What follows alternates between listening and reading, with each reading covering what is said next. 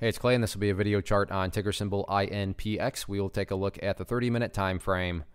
Real quick, what do I mean by 30-minute in case maybe you're new to charts? Instead of each one of these candlesticks here representing 1 day's worth of price action, which is what you would normally see, each one represents 30 minutes. So all this here may look like several days worth of time. It's actually just today's price action broken down into 30-minute time slices. I like to do this time frame. I think it does a good job of telling the quote-unquote story of the price, and then makes mapping out levels of support and resistance a bit easier to see. Did this analysis yesterday, so that's where the green and red line annotations are coming from. And a very, very nice day. Sure, it wasn't necessarily, hugely green compared to where it was yesterday, but given the fact that on the opening, the price gapped down and opened there, and then ultimately went all the way down there, only to bounce back up and close where it did up there. A very nasty start, but then you got to give the bulls credit. They recovered very nicely, and once again, they are hanging right up here around this level that I talked about yesterday, around the $1.59, $1.60 area. And, this is still, that level of resistance. And really the big question going into tomorrow is this going to be a true break?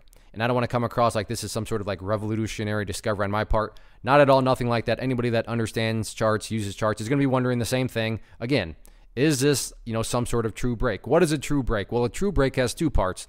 The first one always being the obvious. Well, yeah, price has to break above a certain level. But then the second question is, well, can the price maintain above the break? Can the price stay above it? Key example right here. Yeah, sure, right here, the price temporarily broke above it, but that didn't last very long. Back down it went. And once again, right now, yeah, the price today broke above it, spent quite a bit of time above it, but you can see it's still just struggling right around this area. So that's kind of the key thing going forward that I'm curious of is, can the price get the true break in the sense of, it's not like it's got to go up to $1.85 or anything like that, but even moving up here and then starting to get some lows and stuff up there, that would put plenty of distance above where the, that former area of resistance was. So the price is still definitely caught up within this kind of riffraff of the $1.59, $1.60 area. So that'll be, kind of the key thing going forward is whether or not, whether or not the bulls can get that true break. From a support standpoint, I talked about this yesterday, but just keep an eye on that purple line. That's the 50-period simple moving average, keyword being moving.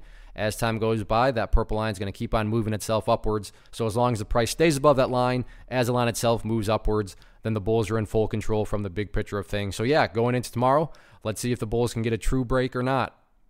One of the biggest questions I get is, hey Clay, how do you find the stocks that you trade? So what I've done is put together a free resource guide where I talk about the tools that I use to locate stocks that I find interesting and think may have potential. So if that sounds like something that could add value to you as a trader, then click on the image that is up on the screen right now and I will email you the guide. The guide itself is very short and to the point, and best part, it's completely free. Thanks for watching the video. Let me know if you have any questions.